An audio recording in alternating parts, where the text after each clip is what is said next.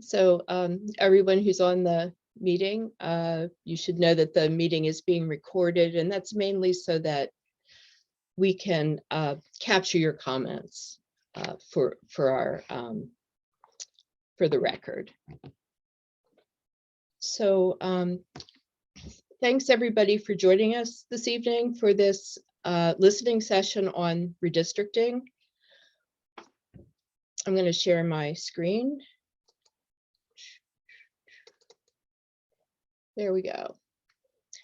So we wanted to have this opportunity to hear from more residents with their thoughts about redistricting. I'm Jessie Carpenter, City Clerk. We have on the call also Rosalind Grigsby, the Community Development Manager for Planning, Dan Powers, the Public Administration Specialist, and Donna Wright, our Communications Manager.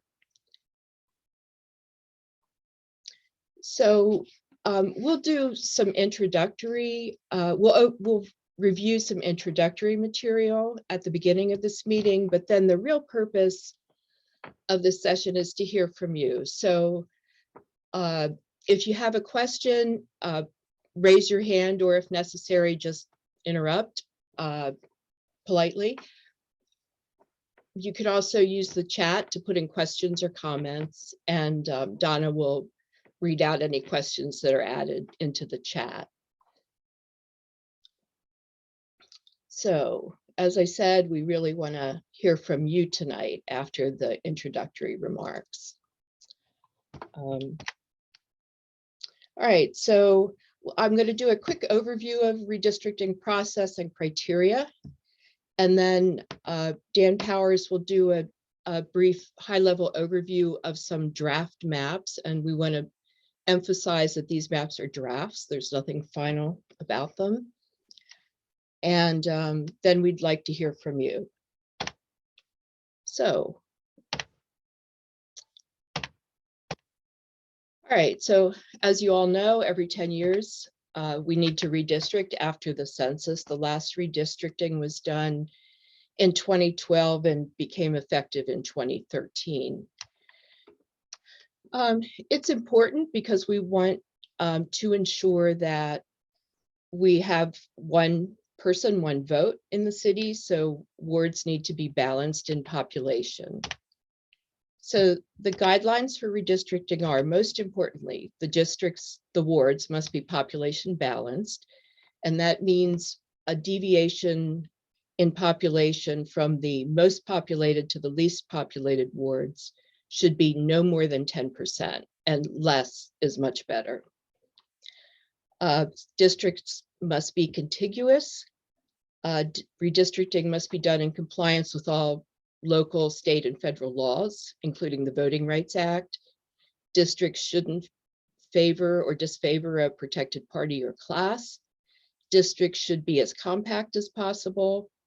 They should preserve the use of existing administrative and natural boundaries where possible, and should preserve communities of interest if possible. This is not by any means, that is not the highest priority criteria. The highest priority criteria is the population balance of the wards. Additionally, in the charter, in the code, I'm sorry, let's do this. In the charter, it says no ward shall be gerrymandered to ensure the election or defeat of any incumbent candidate or potential candidate. The council adopted a resolution at the beginning of this process that includes a criteria that says, if practicable, considering other criteria, the council has a goal of reducing the difference between the largest and smallest wards to 5% or less. And again, that's if practicable. So there continue to be options for you to participate in this process in addition to commenting tonight. There's a comment form on the redistricting page that you should feel free to use and encourage others to submit comments on. We have these sessions. The council, of course, will hear comments during public comments at council meetings. And we have the map drawing tool on the website, and we'll show you that in a little bit. So during the 2013 and prior redistricting, census blocks in the city were split by the city council as a way to keep neighborhoods together. And this results in estimated ward populations. For the 2021 process and 2022 process now, whole census blocks are recommended to be used to create the ward boundaries. The census data is only reported at the block level, so anything below that level involves estimating the population and the demographics of a census block. There is information on the webpage on prior redistricting, and I have some additional materials I'm going to add. I have some material about how the decisions were made in the 2013 redistricting. Let's see. And that's sort of my introductory overview. Before we start reviewing the maps, the draft maps, does anyone have any questions or comments?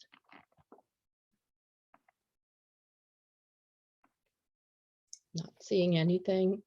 I'm going to stop. Jesse, yes. I'm sorry. We have a comment that said they've tried to use the map tool several times on many different computers and devices, and it doesn't work.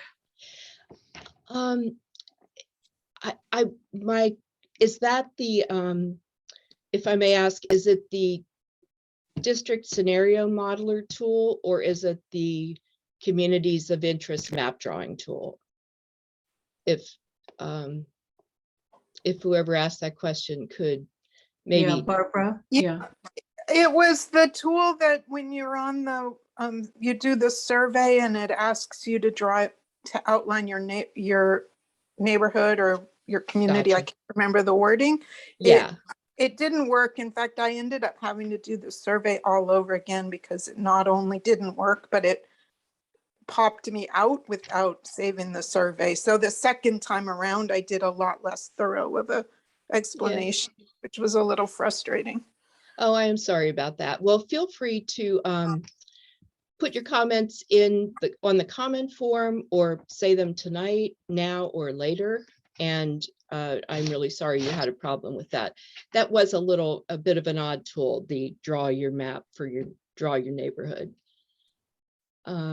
Anything else before we look at the maps? I see some more. Yeah, David Reed has his hand up. Right, thank you. The question I'd like to ask is, are the maps that we are going to review now the same maps that were posted a month ago, or have there been modifications, and how those modifications happen? Thank you, Jesse. Sure. So these are the same maps. Tomorrow, we expect to have new drafts posted, and those are the ones that will be presented to the city council. So these are the same maps, and we're really using them just as a way to draw out reactions and comments from people at this point. So there will be new maps tomorrow.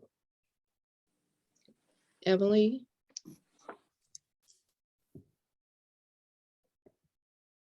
Sorry, Emily Kirschland, currently Ward 2.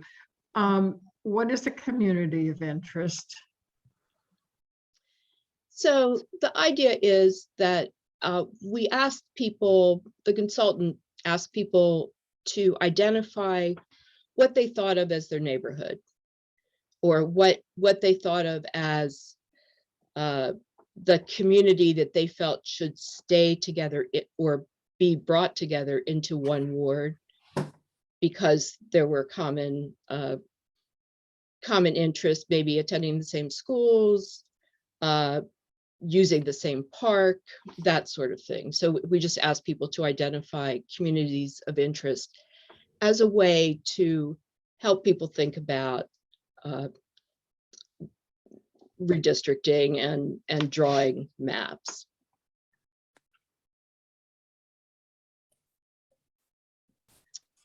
Jesse, Okay.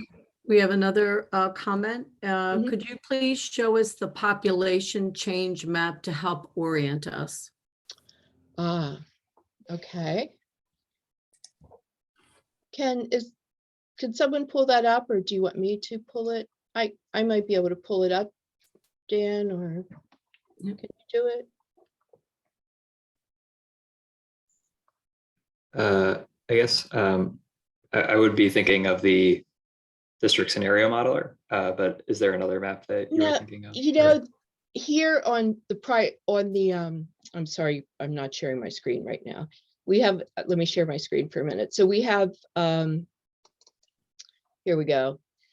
On the redistricting portal, there's that population change map, and there's also the 2020 population map. So it's likely that's what we're talking about, what they're talking about.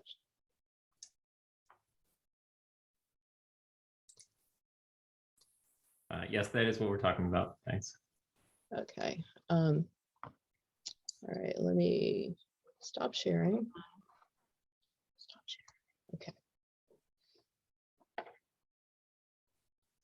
So we'll get that pulled up so so folks can look at that. And I think we'll put in the chat all these links to things so that people can go on the website and review the materials if you haven't done that yet. I have it up now, so I can just share my screen to that. Yeah, Okay. great. So this is the population map.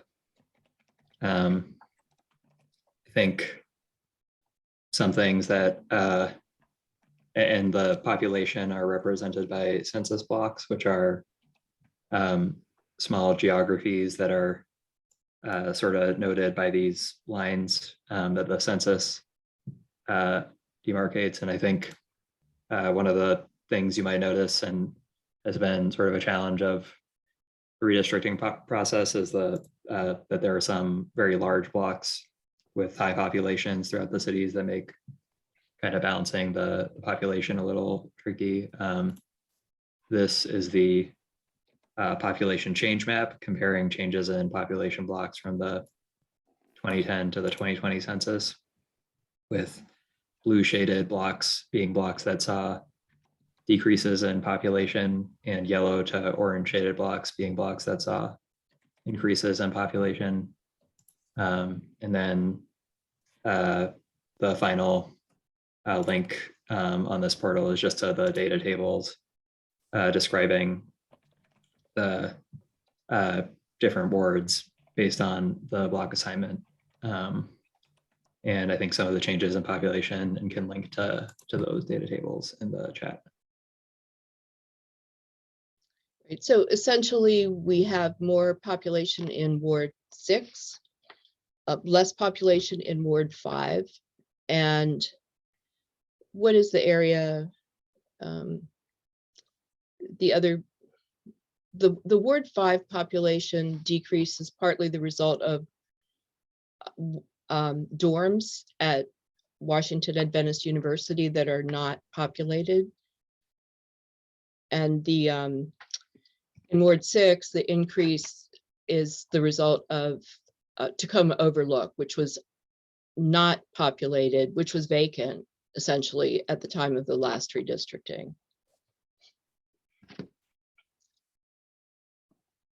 Donna? We have a question.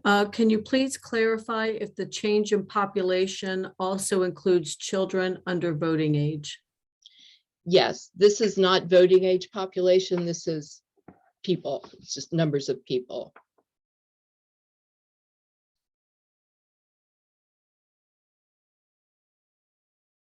And is there currently a plan to account for the population that would normally be in the dorms? No. Because we don't know that those dorms will be repopulated. In 2013, the vacant Takoma Overlook was accounted for because we knew it was under renovation and we knew it was going to be repopulated. There was also a building in Ward 4 that was at least partially vacant that was accounted for at that time.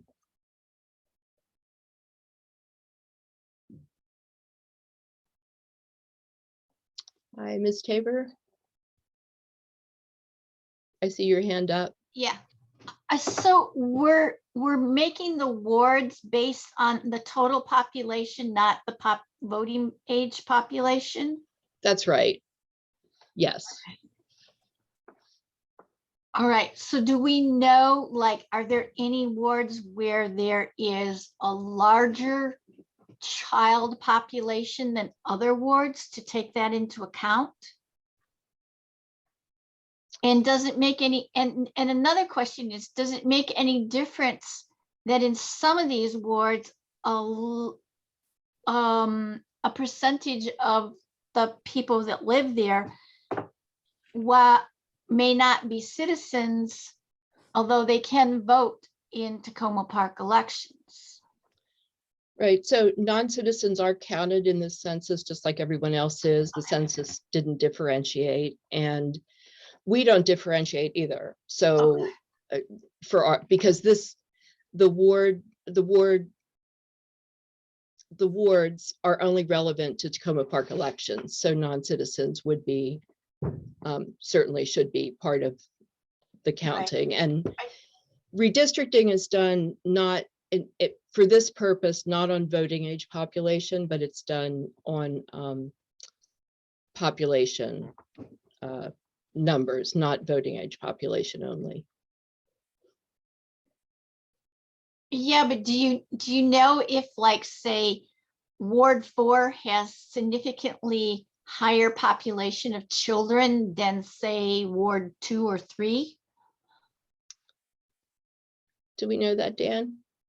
I think the data tables associated with the maps and in the district scenario modeler include information on the voting age population as well as the sort of normal population, but I don't think it's been an explicit criteria to select or deselect maps based on differences in between the two. Okay, thank you. Right. Oh, lots of questions. Mhm. Hey, Ms. Hardwick. Thanks. Could you clarify what you said about the dorms at the college? So you said they're underpopulated or not populated, and I was just wondering why that is. It's because of COVID. Okay, but they're back in session and on campus now, right? So is it just that it was a moment in time? And I guess I'm curious if we should be looking back to prior data or something like that, you know, to make sure that we're counting non-COVID years and also the current situation, because I believe the students are back in the dorms. So that would be a choice for the council if they wanted to assume population in the dorms. So, sorry, just to follow up on that, it sounds like years ago, what became Takoma Overlook, wait, sorry, you said that wasn't assumed that it was going to be populated, but there was another building maybe in Ward, I don't know. I'm Yeah, confused there with what were you said. two, essentially there were two virtually vacant high rises when the last census was conducted. And the council at that time, at the redistricting, did make an attempt to account for those, the population that would have been in those buildings, because they knew they were going to be repopulated. Okay. Right.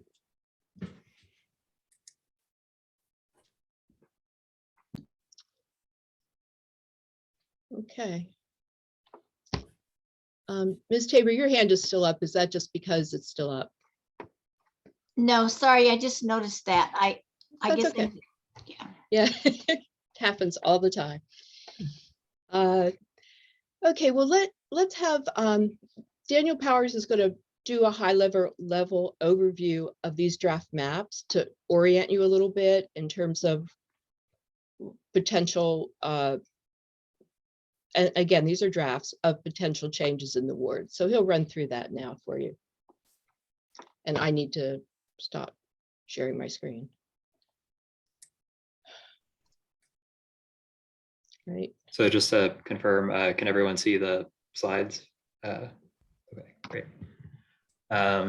So we will have new slides. I mean, new maps are in the process of being developed and should be available fairly soon. The exact timing is still being worked out, but I guess how that's relevant to this set of maps is that we want to hear feedback that you have on these maps, and any comments on them, but you should keep in mind that, and what we'll do with that feedback is provide it to the consultants that they can use that when finalizing the maps that they've been working on since the last meeting, and also use that to help sort of weigh the pros and cons of the maps that are being developed. But I guess given that there will be new maps soon, I'm going to go through these at a pretty high level just to sort of present the different options that they represent. And these maps also are unchanged from the last presentation at a community meeting. So we heard a lot of feedback at that meeting as well, but none of that has been reflected in the maps since then. So the first option that the consultants prepared tried to basically maintain the current ward boundaries as closely as possible while getting the population deviation under 10%, resulting in an ultimate deviation of 8.6%. All these animations sort of making it tricky to flip between. Okay. Then there are some data tables available on that, also available on the city website associated with each of these. The second ward map option similarly tried to maintain the boundaries of the existing wards, but has a lower population deviation and a few more changes than the first option. And these areas with lines drawn through them are blocks that are changing from one ward to another based on the current assignment. And again, some data tables associated with that. The third map option tries to follow major roads and the principle of creating compact wards that follow natural geographic boundaries, and uses a lot of the communities of interest that were submitted in the online survey from residents throughout this process, and has a deviation of 7.9%. And again, some more data tables. The fourth map, again, refers to the communities of interest, but achieves a lower deviation of 6.4%. And I'll also quickly note that for, I think, the last three options, the labels on wards 2 and 3 are flipped, which so it might be a little confusing if you're just looking at that, but just to keep that in mind. And finally, the fifth map option, again, tries to build in the communities of interest, achieves a lower population deviation of 6% and better achieves some of the racial representation goals in the sort of redistricting process with the composition of Ward 4. And then what I'll flip to last is quickly, we prepared also a online tool that displays this information in a web map that we can share in the chat, showing how blocks are assigned under the current configuration of wards. Then each option has a layer with information on the blocks that make up each ward, and then information on what blocks are changing between wards under each option, and can share that in the chat. And I think now we'll turn it over to Jesse to go through the district scenario modeler, or was that done or lost? Sure, I need to pull that up. Give me just a minute.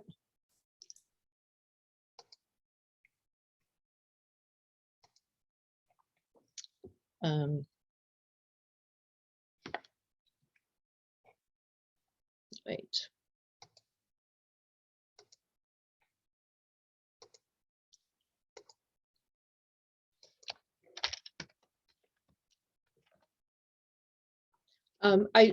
Got a question about the public comments we've received to date. We are going to compile them and we'll make them available publicly.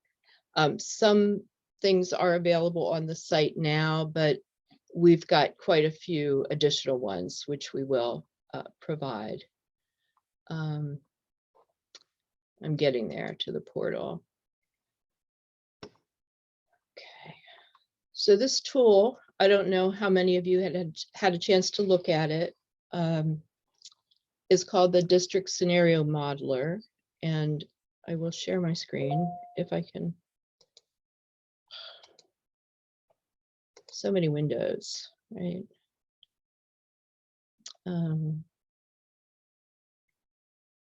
There we go. Can you see this now? Can you see my screen? Yes. Great. Okay, this is a good starting point because this map really shows the census blocks, and these are the building blocks that we have to work with in terms of putting the wards together. And you can see, as Dan said, you can see the challenges. There's some particularly large census blocks in Takoma Park. One of them is in Ward 4, and then one of them is down in, currently a couple of them. One's in Ward 3, this block, and then another one in Ward 2.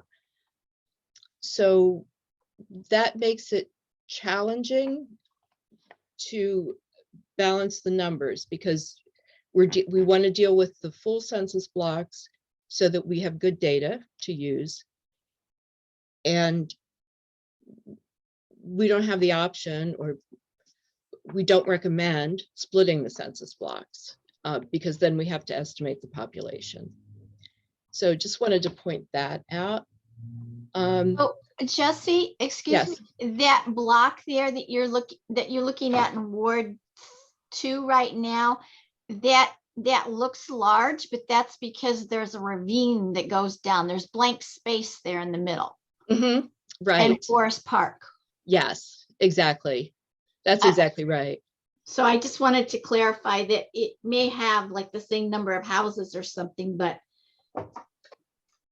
because of the topography, that's why. Yeah. And it's the same thing with the gigantic block in Ward 4.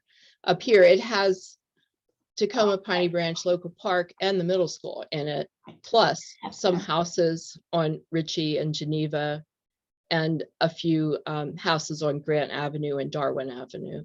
So it's a similar situation. So with this tool, you can see what, like, the way this is set up right now, this particular map has a deviation of 77%, and it shows you the number. Our goal is 2939 people per ward, and this shows you how far off we are from that. It also shows the population of different demographic groups. So it shows you white, 2 or more races, Hispanic or Latino, Black or African I'm American. sorry, you said 77%, you meant 77 people, right? No, it's 77%, and that's because this is intended to be the current map, but because census blocks were split in the last redistricting, the consultant assigned blocks that were split to a ward based on the center point. So these Ward 3 is shown here in green, and it has a number of the large apartment buildings in Ward 4 are included as, are listed as being in Ward 3 because of the center point of the census block. So it makes it look extremely unbalanced. It's not a realistic description of the current ward map, but in order, by not splitting blocks, they had to assign every block to a ward. And with the method they used, the deviation is 77.5%. So starting from that point, one can select a block, select the block, remove it from the ward it's currently in. So you first remove it, and then you could add it to another ward. So if I select that block, now I took it out of Ward 6, now I'm going to assign it to Ward 2. When I do that, it changes these numbers. So you can, in real time, adjust the map and see what difference it makes in terms of the population balance. So just wanted to show you how it works in case you want to try it yourself. And with that, does anyone have any questions about particular areas, or based on what you've seen so far, any thoughts about what should or should not be done in the redistricting process?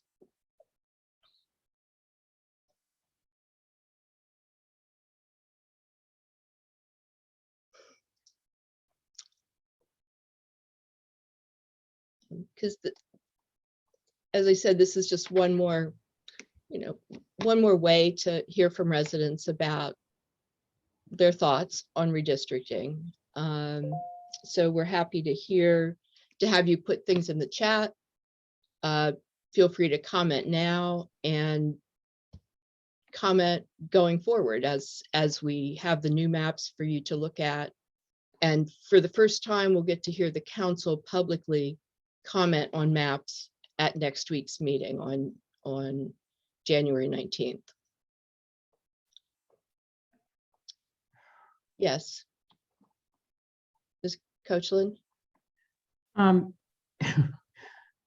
Yeah, and I'm not sure this is the kind of question you're seeking comment you're seeking right now, but I and probably several other people in my neighborhood, and my neighborhood is Long Branch Sligo, so Long Branch Sligo neighborhood. The boundaries are Carroll Avenue, Sligo Creek, and Long Branch. And we have anyway, we would rather not have that neighborhood, or I certainly and others would rather not have that neighborhood split. We'd like to keep it all in one ward. Right, we have certainly heard that probably more than any other group of residents. We've heard that comment. And I think that's this, for anybody who doesn't know, that's this area here. And I think, correct me if I'm wrong, so it follows, this is Long Branch. And then the boundaries of the neighborhood would be there, here, and then is it here, or is this included as well? I'm not quite sure what all that is. Yeah. Long Branch is one boundary. Yeah, here we go. Sligo Creek is another one. Yeah, so all the way down here to Sligo Right. Creek. Right. This area here is That's Long Branch correct. Sligo. Yeah. right. Yeah, so we've certainly heard that, and you saw Good.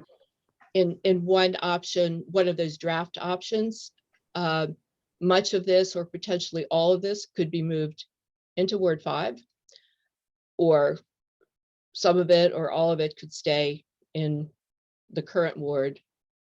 And then the other option would be to split it. So just, but we're hearing you loud and clear, folks from your neighborhood who have commented on that.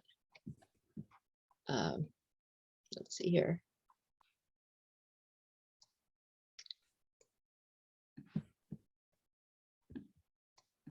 Is there anything else? Can Yes. this is Barbara Knox, also in Ward 2 in the Long Branch Hi. Sligo neighborhood. And I just Yes. wanted to add that a big reason that we don't want to split is that we have an active association that helps us to communicate with our council member, and we organize meetings and so on. So it's not just because we have some casual reason not to. We're really, I think it would hurt our democracy as a neighborhood to be split. Mhm. Right. Yeah, so we're definitely hearing that, and we'll report those comments for sure. There seems to be a strong interest in keeping that community together. I think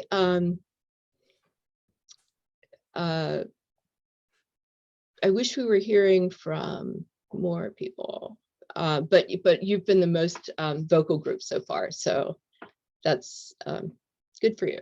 It's good. Jesse, this is yes. Roz. There's a question about the timeline moving Yes. forward. Yeah. Do you want to answer that, or would it be helpful if I just shared the website? Yeah, that would be great if you do that, to show that. I'll stop sharing. If you can give folks a sense. So the idea is to get this, to have everything finalized in February so that the new wards can be in place well in advance of the election. So as you know, our next election is in November 2022. So we need to give the state and county plenty of time to incorporate any changes into the voting list. So can people see my screen? Yeah, go up to Yeah, the top Can you enlarge it? Yeah. and go to the top No, to the no. left. I mean, okay, yeah. Oh, yeah, good. Okay. Sorry, I'm getting there. Or, So sorry, that I There we think, go. Roz, this is- it's actually at the top of the page under important upcoming dates, the Yeah, sort of upcoming left. timeframe. Oh, on the left side? Oh, on the left side. Yeah.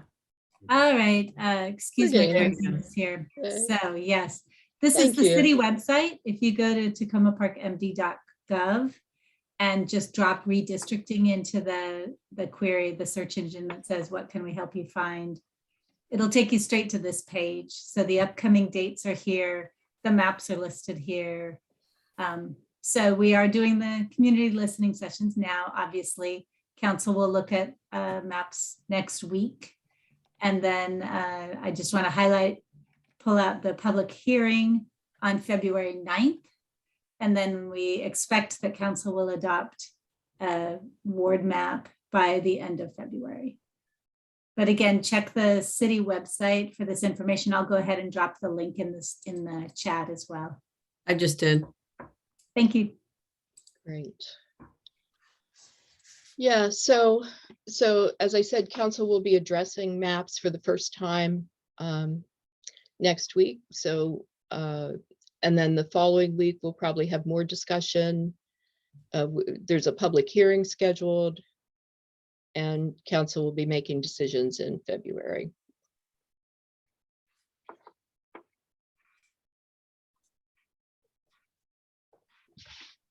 We have a comment also. Please repeat when revised maps will be up, and will the same tools for evaluating those be in place? Yes, so you'll have, we expect them to be up tomorrow. If not tomorrow, they will be up the next day, but we had plan to have them tomorrow. And you'll have the statistics, which with each map. So, and in addition to the statistics, you can also look at it on the tool that I showed you on the district scenario modeler. So you can actually go in and try different options with a map. So maybe there'll be a map that is almost okay with you, but maybe you would like to see one or two changes, and you could try those changes and see what it does to the balance of population. So it's definitely a useful tool.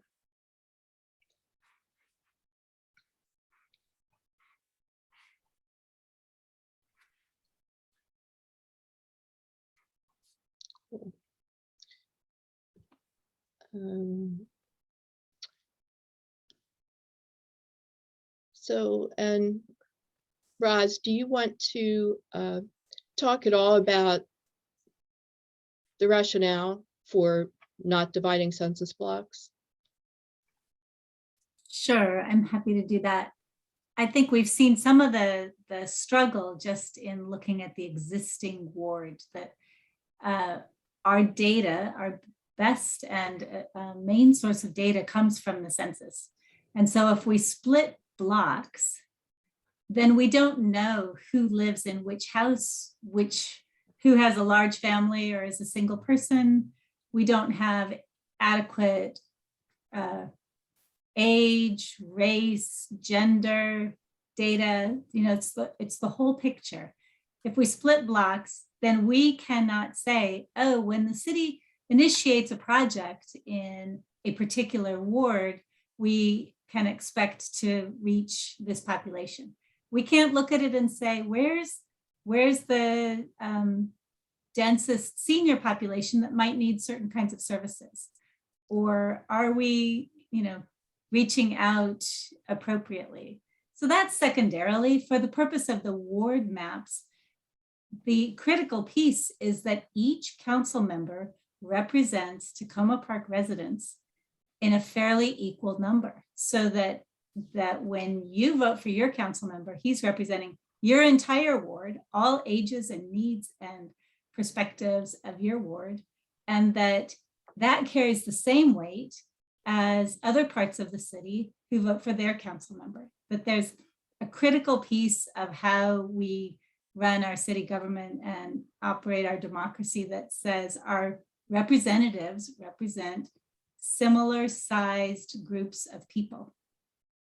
So it's when we talk, our terminology is a little off-putting. We talk about variances and discrepancies and, you know, these terms, but what we're really talking about is people, and that each council seat needs to represent as close to the same number of people as every other council seat.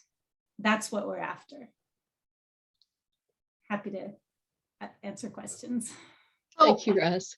Roz, I mean, on the other side, if I look at the map, right, when at the edge of the ward, you have one side of the street in one ward and the other side of the street in another ward. Whereas usually if you live on the same street with people, your closest relationships are with the people on that street. So I understand about sort of having to make up numbers, but how do you get around that? I think it's an important question, and I think it's important to think about what we ask of our council members. And I say we, I'm a resident as well, and that it is a small city, and generally the issues that affect one neighborhood as a whole, whether or not they cross ward boundaries, are addressed at the council level for the city as a whole. So I think that gets to the heart of what that, now I'm blanking on the terminology, Jessie, the neighborhood of interest, The communities of interest. Communities of interest. I think that's exactly what that tries to address. How do we define the neighborhood that that is important to us? How do we identify the group that matters to us geographically in the city? And I think that's important. I don't discredit that at all. I just think that having data to move forward in all our initiatives, not the least of which is the race equity initiative of City Council, is really essential. And making sure that our numbers balance, that every ward has approximately the same number of people, is really essential. And making estimates on it may or may not actually get us where we need to be. We have real numbers, but we have real numbers in census block data. And so if we split that, then we're kind of using our best estimates beyond that. And that may not achieve the goal we have here. I mean, and obviously, ultimately, it's a political question. And it's for the council to decide and for residents to weigh in on. And we're just giving you our best professional advice as to the best way to do this.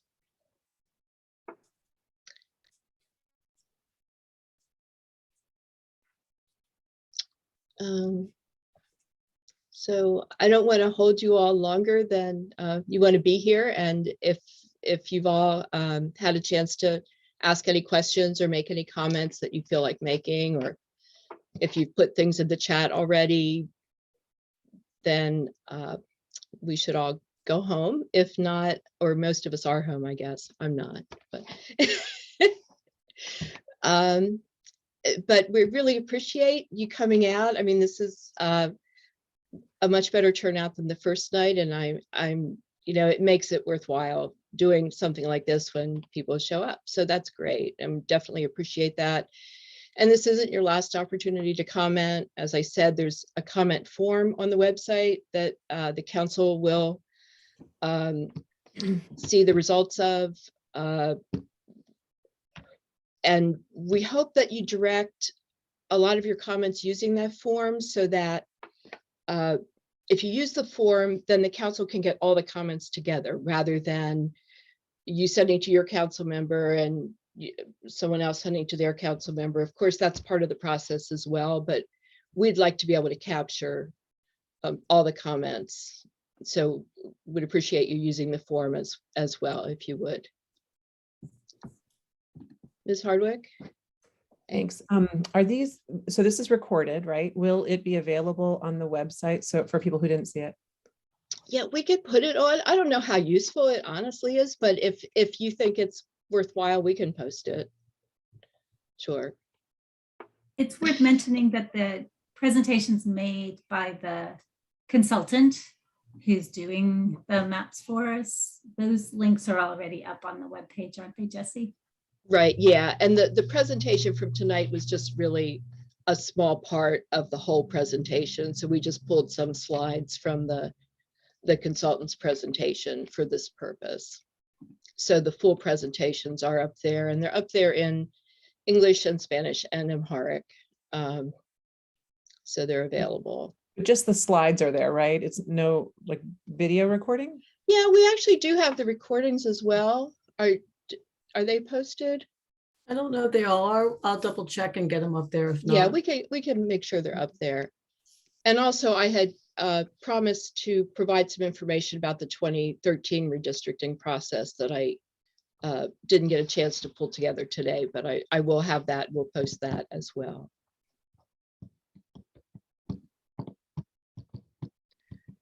Someone had a question to ask. Are there summaries of feedback from different neighborhoods?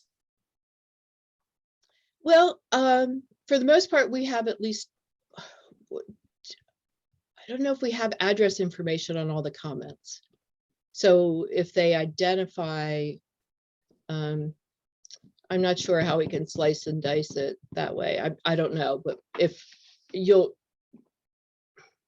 we'll put what we have up and you can judge for yourself if it gives you the information you're interested in. And we do have the maps of communities of interest that people have identified.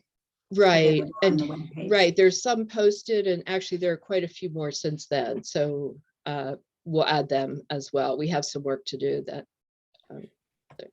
Yeah, some more work to do to get the information up.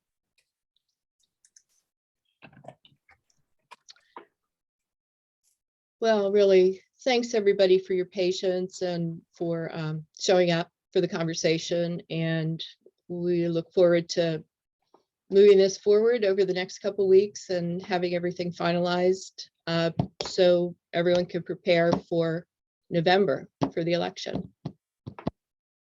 So thanks, everybody. We'll end the meeting now, and thank you. Good night. Night. Thank you. Thank you. Okay, thank you. Good night, thank you.